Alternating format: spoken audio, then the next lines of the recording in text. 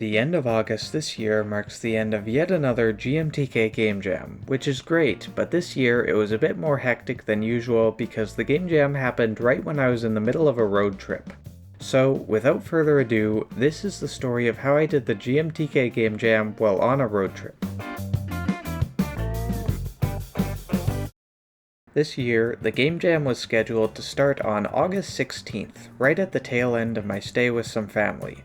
It had also been announced that this year's jam was going to be 4 days long instead of the usual 2.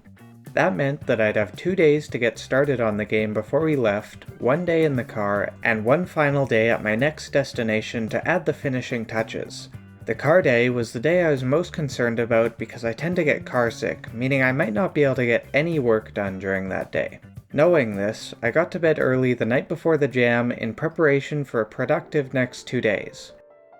The next day, I opened up my computer to see that the theme for this year was built to scale. Upon hearing that, I got right into brainstorming. I started by thinking, what about a game where you have to build infrastructure that scales, but I wasn't sure how that would make for interesting gameplay. So I moved on to a game where you chop things up to get them to the right size, but I still wasn't quite sure how that would be fun. After that, I wondered, maybe I should make a game where you build a tower and then are forced to scale it using characters with a variety of different movesets, which was promising, but it felt like it had too much going on. In the end, the idea I settled on was a bridge building game where you have to build a bridge that works at multiple different scales. Once I had the idea sorted out, I sat down, opened up Unity, and got straight to work. I decided to start by searching for a few tutorials to make sure this type of game would be possible in the limited time I had. After seeing that there were in fact a few tutorials on the subject, I decided to go ahead with the idea and got started on making the art. My original thought was to stick to pixel art because that's what I knew best, but after drawing a few assets, it didn't feel like they were going to fit together into a cohesive art style, so I scrapped that and decided to try something else. I thought maybe I could make the levels look like they were drawn on a piece of paper, so making use of the stylus that came with my laptop, I started drawing out the roads, wood, and platforms. Once those were done, I moved on to the background. To get the papery look, I searched around the internet for a good free image of paper and settled on this, which I then modified by lowering the contrast and making it blue. This gave the levels a sort of blueprint look, which I liked, but it also made my flat, hand-drawn assets look out of place. So, I sat there for a while and thought about how I could fix this. What I ended up doing was finding another free paper texture and using that in a variety of ways to remake my old hand-drawn assets in this more papery style. The paper art style was definitely an improvement, but it came with one more problem that needed to be solved. The foreground and background kind of blended together. The fix for this ended up being to allow the foreground objects to cast shadows on the background. For this next part of the video, you're about to see me make a very dumb mistake.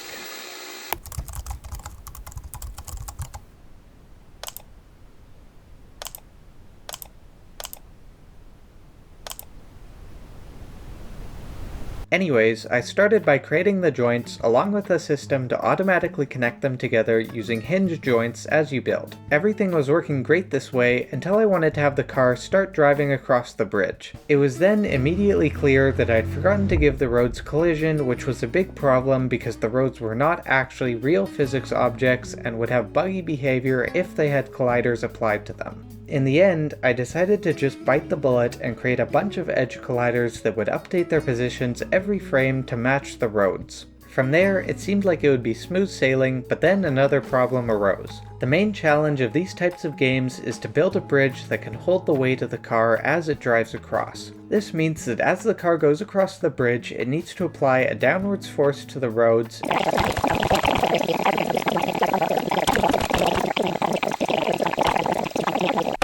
At this point, day 2 was pretty much over and all I had to show for it was a janky game and 8 hours of jam time wasted. As night came, I packed up my stuff and got ready for the long day of traveling ahead. Day 3 was the dawn of a new segment of the jam for me. We woke up early, got in the car, and got on our way. The first few hours of the drive were uneventful. I didn't feel like I could get any work done on the game, so I just sat there and let the time pass.